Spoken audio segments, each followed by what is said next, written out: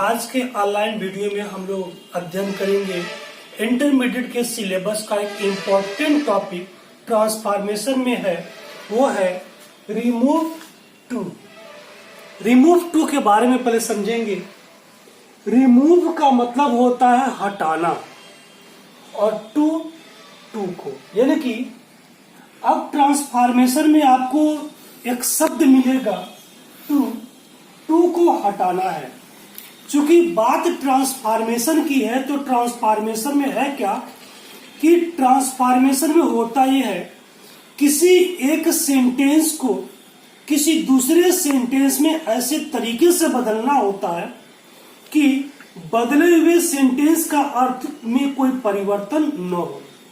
यानी एक सेंटेंस को किसी दूसरे सेंटेंस में हम बदल तो दें, लेकिन दोनों का सेंटेंस का जो अर्थ हो एकदम एक जैसा हो।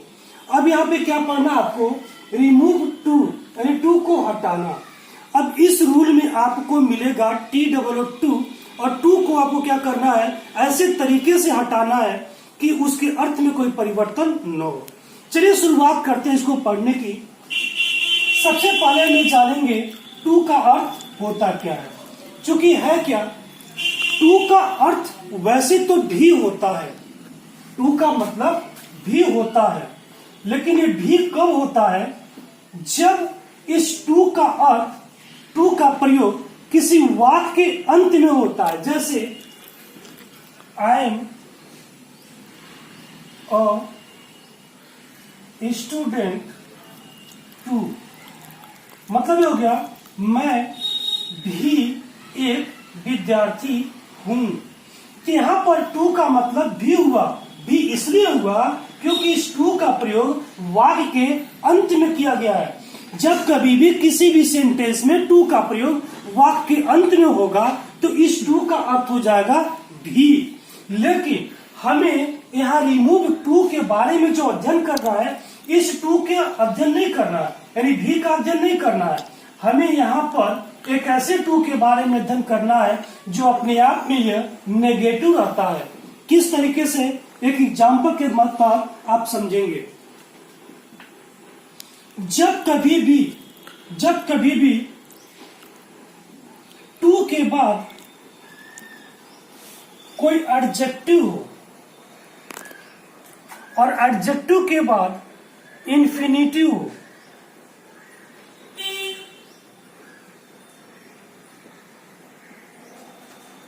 इंपॉर्टेंट चीज है, जब टू के बाद एडजेक्टिव हो और एडजेक्टिव के बाद इंफिनिटिव हो तो वह सेंटेंस अपने आप में नेगेटिव का सेंस देता है।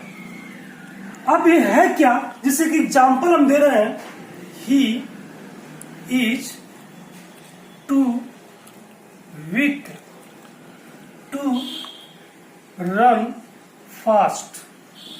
अब देखिए, he is too weak to run fast, यहाँ पे ही तो सब्जेक्ट हो गया और ये इज हेल्पिंग वर्ब हो गया। अब यहां से लेकर के यहां तक के रूल को आपस में कंपैरिजन करिए। अब यह है क्या, टू, ये टू हो गया, एडजेक्टिव वीक हो गया, और ये इंफिनिटिव होता क्या है, जब वर्ब के फर्स्ट फॉर्म के पहले टू लगता है तो हम लोग इसे इंफिनिटिव कहते हैं। जब कभी भी वर्ब के फर्स्ट फॉर्म के पहले टू लगता है तो इसे इंफिनिटिव कहते हैं। अभी इसी फॉर्मेट के तहत ये सेंटेंस बना हुआ है, he is too weak to run fast. अब इस सेंटेंस को क्या करना होता है, हमें यहाँ पर इस टू को, रिमूव टू को, यानी इस टू को ऐसे तरीके से हटाना है कि इसके अर्थ में कोई परिवर्तन न हो। तो सबसे पहले इसकी हिंदी में अर्थ जानते हैं, इसका हिंदी में अर्थ कैसे निकलता है। तो सुनेंगे, वह तेज दौड़ने में बहुत ही कमजोर है। वह तेज दौड़ने में बहुत ही कमजोर है, यानी कि वो बहुत कमजोर है, तेज नहीं दौड़ सकता। अपने आप में यह सेंटेंस जो होता है नेगेटिव का सेंस देता है। अब इसमें क्या है, टू होता है, एडजेक्टिव होता है, इंफिनिटिव होता है, और ऐसे सेंटेंस में से हमें टू को रिमूव करना होता है, टू को हटाना होता है, और ऐसे तरीके से हमें हटाना है कि इसके अर्थ में कोई परिवर्तन न हो। अब एक नया चीज सुनेंगे, आप लोगों ने सिंथेसिस का नाम सुना होगा, और सिंथेसिस के सिंपल सेंटेंस में एक रूल है एडवर्ब टू, इन्फिनिटिव में आता है एडवर्ब टू। ये जो सेंटेंस है ये एडवर्ब टू वाला सेंटेंस है। तो अब इसे हम करना क्या है, इस सेंटेंस को जब हम टू को हटाएंगे तो टू को हटाने के लिए हमें फिर सिंथेसिस के कॉम्प्लेक्स सेंटेंस के एडवर्ब क्लास के रिजल्ट में जाना पड़ेगा। जब उसके रूल को आप फॉलो करेंगे तब जाकर ये सेंटेंस आपका टू जो है वो रिमूव होगा। कैसे, वो सेंटेंस क्या है, उसका रूल क्या है, मैं बता रहा हूं। इसको टू को हटाने के लिए हम करते क्या है, एक फार्मूला है। सबसे पहले सब्जेक्ट, सब्जेक्ट के बाद हेल्पिंग वर्ब, हेल्पिंग वर्ब के बाद सो, सो के बाद एडजेक्टिव, एडजेक्टिव के बाद दैट, दैट के बाद प्रोनाउन, प्रोनाउन के बाद या तो कैन या तो कुड, फिर नॉट, फिर वर्ब, बाकी अन्य चीजें। अगर इस सेंटेंस में से ट्रांसफॉर्मेशन के रूल के तहत टू को हटाना है तो आपको इस फार्मूला का, इस स्ट्रक्चर का प्रयोग करना पड़ेगा, तभी जाकर के यहां से टू हटेगा और इसके अर्थ में कोई परिवर्तन भी नहीं होगा। चलिए हम इसके रूल का प्रयोग करते हुए हम टू को हटाते हैं। कैसे देखेंगे, ही इज टू, तो सबसे पहले क्या कहता है सब्जेक्ट, सब्जेक्ट क्या है ही। अब कहता है हेल्पिंग वर्ब, तो हेल्पिंग वर्ब में क्या होगा, इज होगा, आर होगा, एम होगा, वाज होगा, वर होगा, जो कोई भी होगा उसको रख देंगे। हेल्पिंग वर्ब इज है, इज रख दिए। अब कहता है टू, टू को हटाइए तो क्या लगाइए सो, हमने सो लगा दिया। अब कहता है क्या एडजेक्टिव, एडजेक्टिव क्या है वीक, हम वीक रख देंगे। अब क्या कहता है दैट, हम दैट रख देंगे। अब क्या कहता है नियम प्रोनाउन, अब प्रोनाउन कहां से लेकर आएंगे तो सुनेंगे, यहां पर जो सब्जेक्ट होगा अगर किसी पुरुष का नाम होगा तो ही, यहां पर किसी स्त्री का नाम होगा तो सी, अगर प्रोनाउन होगा उसी प्रोनाउन को उठाकर रख देंगे। यहाँ पे प्रोनाउन क्या है ही, अगर यहाँ राम रहता तो यहाँ पर रखते ही, अगर सीता रहता तो यहाँ रखते सीता, यानी कि सी। अब चूंकि प्रोनाउन ही है तो क्या रखेंगे ही। अब यहाँ पे क्या कहता है कैन या कुड, या तो कैन का प्रयोग करेंगे या तो कुड का प्रयोग, दोनों में से कोई एक होगा। तो किस आधार पर होगा, अगर यहाँ की जो हेल्पिंग वर्ब है अगर प्रेजेंट टेंस में है तो यहाँ कैन लगेगा, और यदि ये प्रेजेंट टेंस ना होकर के ये हेल्पिंग वर्ब पास्ट टेंस में है यानी वाज या वर है तो यहाँ पर हो जाएगा कुड। तो यहाँ पे क्या है इज है तो क्या लगेगा कैन, नॉट, उसके बाद वर्ब, वर्ब क्या है रन फास्ट। ये आपका स्ट्रक्चर, इस स्ट्रक्चर के तहत इस सेंटेंस में से टू हट करके एक नया सेंटेंस बन गया। क्या है, he is so weak that he can not run fast. अब दोनों की हिंदी में जरा हम निकाल की कोशिश करेंगे। अब इसके हिंदी सेंटेंस के लिए हम जब देखेंगे क्या होता है इसकी हिंदी, तो यहाँ पे सबसे पहले इसकी हिंदी देख लेते हैं। वह तेज दौड़ने में बहुत ही कमजोर है, वह तेज दौड़ने में बहुत कमजोर है। अब इसकी हिंदी देखेंगे टू को हटाने के बाद, वह इतना कमजोर है कि वह तेज नहीं दौड़ सकता। जहां तक हम ये सोचते हैं कि दोनों की हिंदी में कोई भी परिवर्तन नहीं है, दोनों का अर्थ एकदम सेम है, लेकिन दोनों के सेंटेंस के स्ट्रक्चर को देखेंगे तो दोनों का एकदम डिफरेंट है। इसी तरीके से हम लोग इस रूल का फॉलो करते हुए किसी भी प्रकार का कोई भी सेंटेंस अगर इस तरह से दिया रहता है हम लोग टू को आराम से रिमूव कर देते हैं, हमें कोई दिक्कत नहीं होती है। तो है क्या, if you want to remove too from like this sentence, then you have to follow this structure. If you follow perfectly this structure, your sentence will be correct and this cannot be mistaken by you. अब एक हम नया sentence देखते हैं, वो कैसे।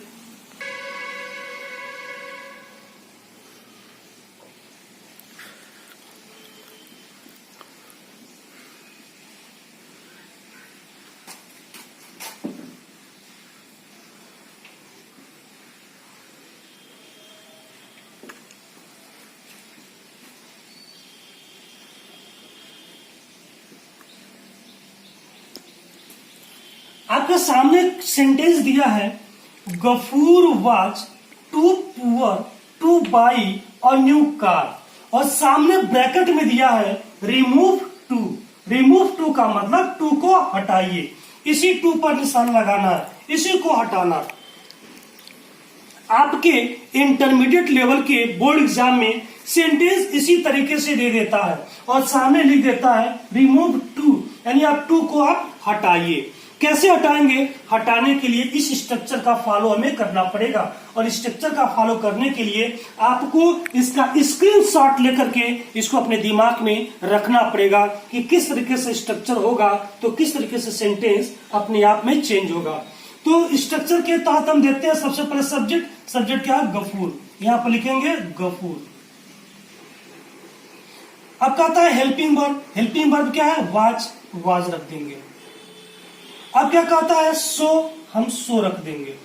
अब क्या कहता है एडजेक्टिव, एडजेक्टिव क्या है, टू के बाद ही एडजेक्टिव होगा, टू के बाद एडजेक्टिव, टू के बाद सीधे एडजेक्टिव होगा, पुअर। अब पुअर के बाद क्या कहता है एडजेक्टिव के बाद दैट, अब यहाँ पे दैट रख देंगे। अब क्या कहता है प्रोनाउन, तो मैंने कहा ना कि प्रोनाउन कहां से आएगा, यहां से आएगा। अगर ये किसी पुरुष का नाम है तो ही, किसी स्त्री का नाम है तो सी। गौर इस पे ध्यान देंगे, अगर जो भी प्रोनाउन दिया रहेगा या उसी प्रोनाउन को रख देंगे। यहाँ पे गफूर पुरुष है तो ही।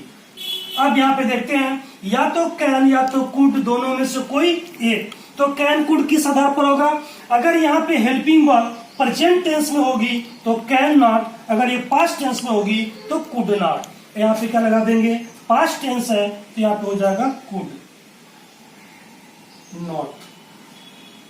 अब क्या करना है, वर्ब, वर्ब क्या है, by a new car, by a new car. Sentence आपका बिल्कुल कन्वर्ट हो चुका, टू आपका हट गया। अगर दोनों के अर्थ में हम कंपैरिजन करें तो क्या मिलता है, Gafoor was too poor to buy a new car, अर्थात गफूर एक नई कार खरीदने में बहुत ही गरीब था। गफूर एक नई कार खरीदने में बहुत गरीब था। अभी टू को हटाने के बाद सेंटेंस क्या देखते हैं, Gafoor was so poor that he could not buy a new car, मतलब गफूर इतना गरीब था कि वह एक नई कार नहीं खरीद सकता था।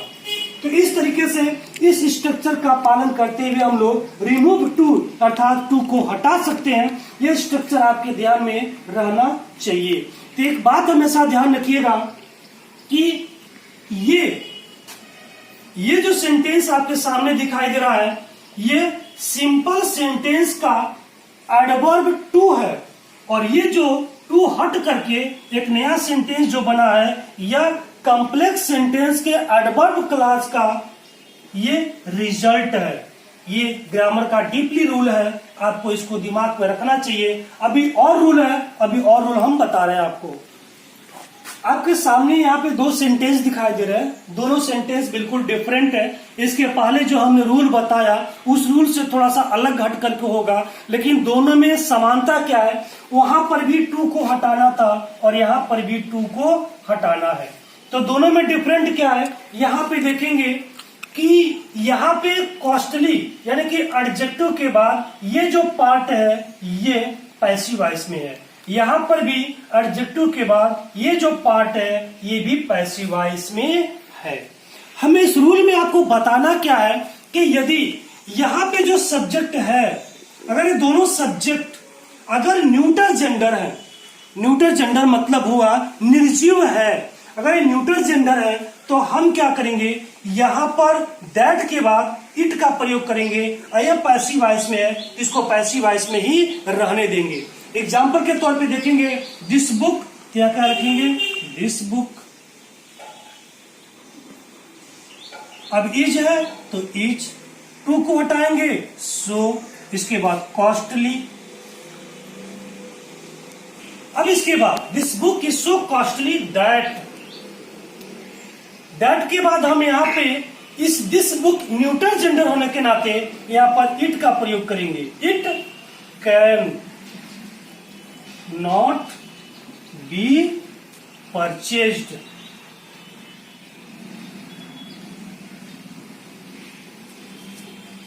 This book is too costly to be purchased.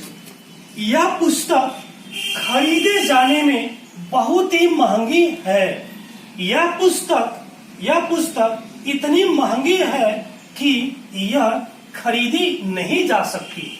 अब इसी तरीके से this stick is too hard to be broken, आप बिल्कुल चाहे तो बना सकते हैं। क्या करेंगे, सबसे पहले दिस स्टिक,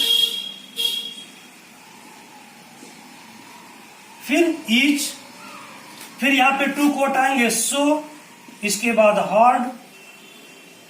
अब यहां पे क्या रखेंगे, दैट। अब यहां पे this stick, it is a neutral gender and due to neutral gender we have to use here it. अब इट यहाँ पे इज है तो यहाँ पे कैन नॉट, अगर यहाँ पे वाज होता तो कुड नॉट, इज है तो can not be broken. Passive voice का सेंटेंस है, हम इसे पैसिव वॉइस में ही रहने देंगे। यह छड़ी तोड़े जाने में बहुत ही कठोर है। अब ये क्या है, यह छड़ी इतनी कठोर है कि यह तोड़ी नहीं जा सकती है। ये सेंटेंस आप क्या देखें, रिमूव टू में दो रूल आपको मिल चुके। इसके पहले जो था वो आपने वहां से टू हटाया उस स्ट्रक्चर का प्रयोग करते हुए, और एक ये पैसिव वॉइस का रूल है, ये स्ट्रक्चर आपको मिला। अब देखते हैं तीसरा रूल। अब आपके सामने दो सेंटेंस दिखाई दे रहे हैं। This tree is too high for me to climb. This question is too difficult for them to solve. इसके बारे में अब क्या जानना आपको, कि अगर किसी सेंटेंस से टू को रिमूव करना है और रिमूव किए जाने वाले सेंटेंस में यदि फॉर मी दिया हो तो जब हम रिमूव करेंगे तो फॉर मी को आई में चेंज कर देंगे। यदि फॉर अस दिया हो तो वी में चेंज कर देंगे।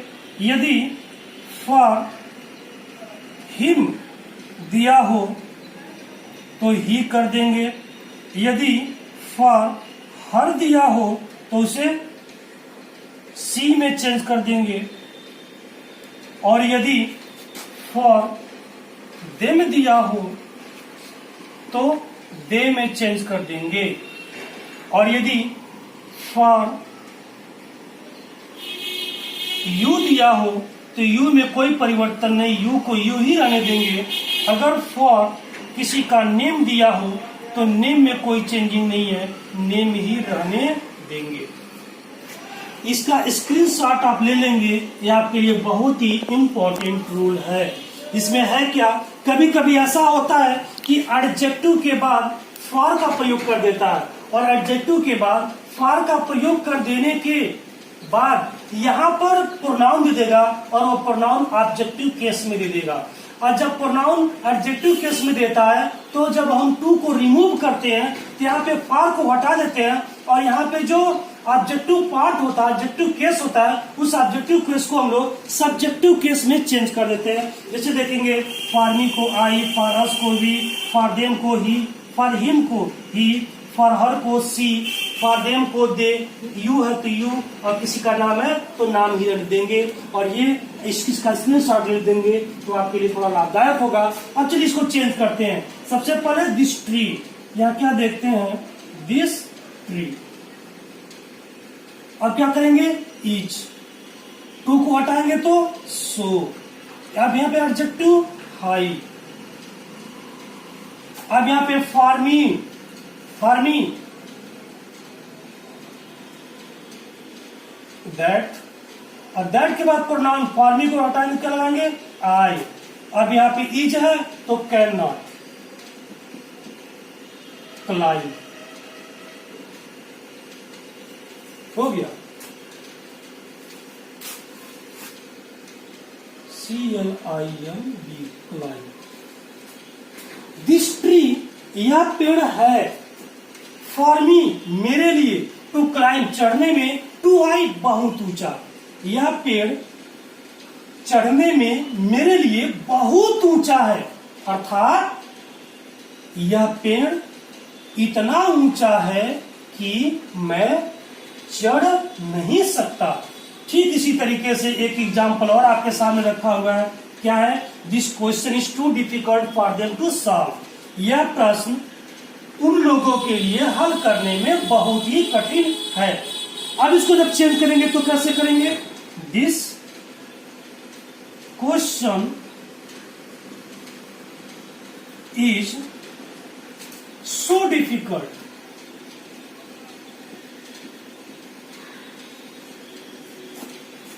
अब यहां पे दैट, फॉर देम को हटाएंगे तो दे हो जाएगा they, that they cannot solve. अभी नहीं कि टू भी यहीं पे रख दें, टू नहीं है टू हटा देंगे, अरे टू लगेगा तो इन्फिनिटिव हो जाएगा, यहाँ पे इन्फिनिटिव थोड़ी रखना है। यहाँ पे देखिए टू हटाएंगे, अभी नहीं कि टू को भी क्लाइम के पहले प्रयोग कर देंगे, टू हटेगा सीधे वर्ब रहेगा, यहाँ पर भी टू हटेगा सीधे वर्ब रहेगा। अगर इसके पहले टू लग गया ना तो सीधे इन्फिनिटिव जगह इन्फिनिटिव का प्रयोग करना नहीं है। तो आपके सामने ये रूल था रिमूव टू करने का, यानी कि टू को हटाने का। ये आपका तीसरा रूल है। अभी आपके सामने इसका स्क्रीनशॉट ले लेंगे, अभी आपको और भी रूल मिलेंगे, तब तक आप इसको स्क्रीनशॉट लीजिए। अब अगला रूल बता रहे हैं। अभी तक आपने जितना भी सेंटेंस देखा और जितने भी हमने एग्जाम्पल देखा, उन सभी एग्जाम्पल्स में एडजेक्टिव के बाद इन्फिनिटिव दिया था। इन्फिनिटिव का मतलब मेन वर्ब के पहले टू। और आपने जब इन्फिनिटिव वाला सेंटेंस देखा तो आपने उस सेंटेंस को कैसे बदला? सब्जेक्ट, हेल्पिंग वर्ब, सो, फिर adjective, that, pronoun, can not या कुड नॉट, फिर वर्ब। लेकिन इस बार हम आपको जो रूल बताने जा रहे हैं उस रूल में टू तो रहेगा, एडजेक्टिव भी रहेगा, लेकिन वहां पर इन्फिनिटिव नहीं रहेगा। इन्फिनिटिव नहीं रहेगा मतलब ये हुआ वहां पर टू प्लस मेन वर्ब नहीं रहेगा। एग्जाम्पल के तौर पे देखिए, जैसे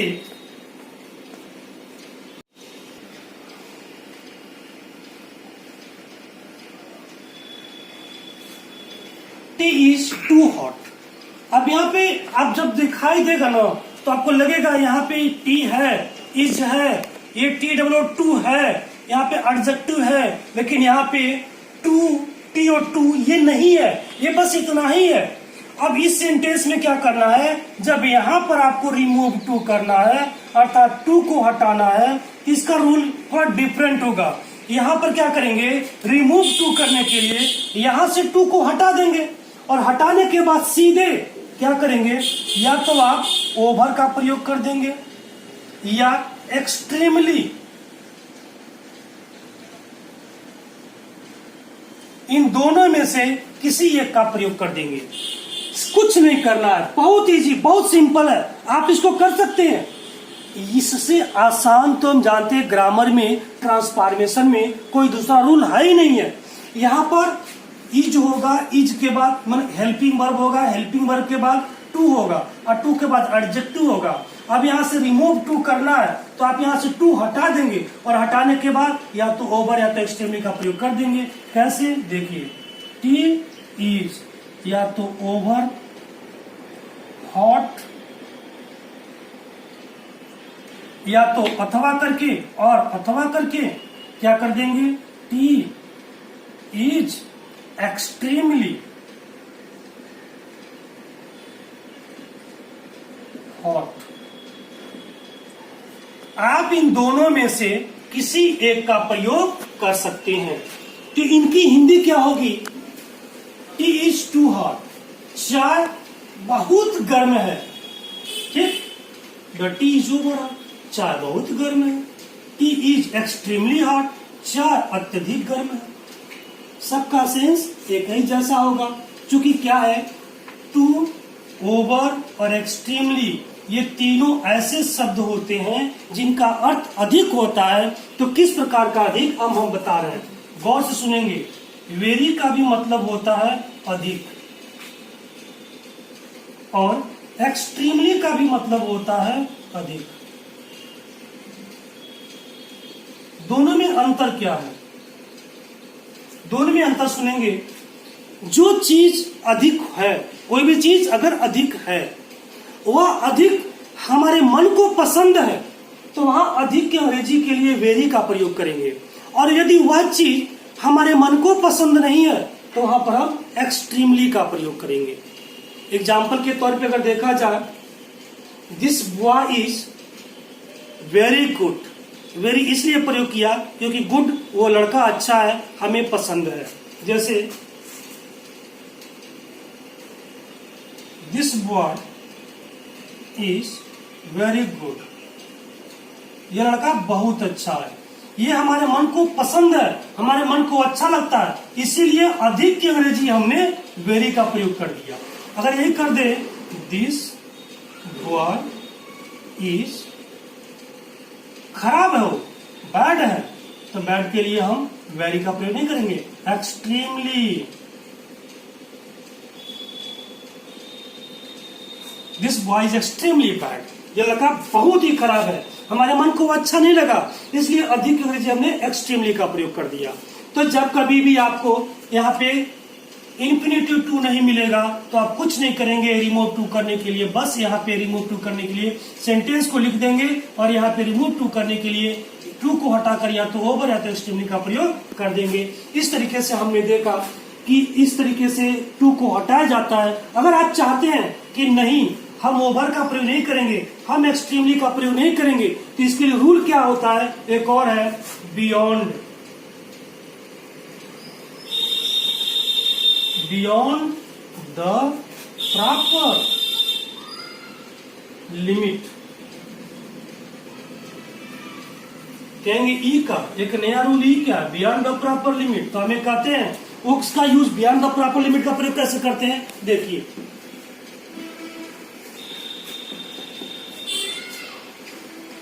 ये जो सामने सेंटेंस है, tea is hot, remove too किए, टी इज ओवर हॉट, या इसको ऐसे भी कर सकते हैं, टी इज एक्सट्रीमली हॉट, ये भी कर सकते हैं। या आप चाहते हैं ओवर का प्रयोग नहीं करेंगे, एक्सट्रीमली का प्रयोग नहीं करेंगे, तब इसको ऐसे भी कर सकते हैं, अथवा करके। कैसे, टी इज हॉट, क्या, अब इसको जोड़ देंगे, बियॉन्ड दी प्रॉपर लिमिट। ये आपका सेंटेंस है। इस तरीके से आप रिमूव टू के रूल के बारे में जाने। आप इसको वीडियो को बार बार ध्यान से देखेंगे, कई बार देखेंगे, तो आपके दिमाग में ये सारे रूल्स बैठ जाएंगे। फिर अगले वीडियो में आपको एक नया टॉपिक के साथ हम आएंगे।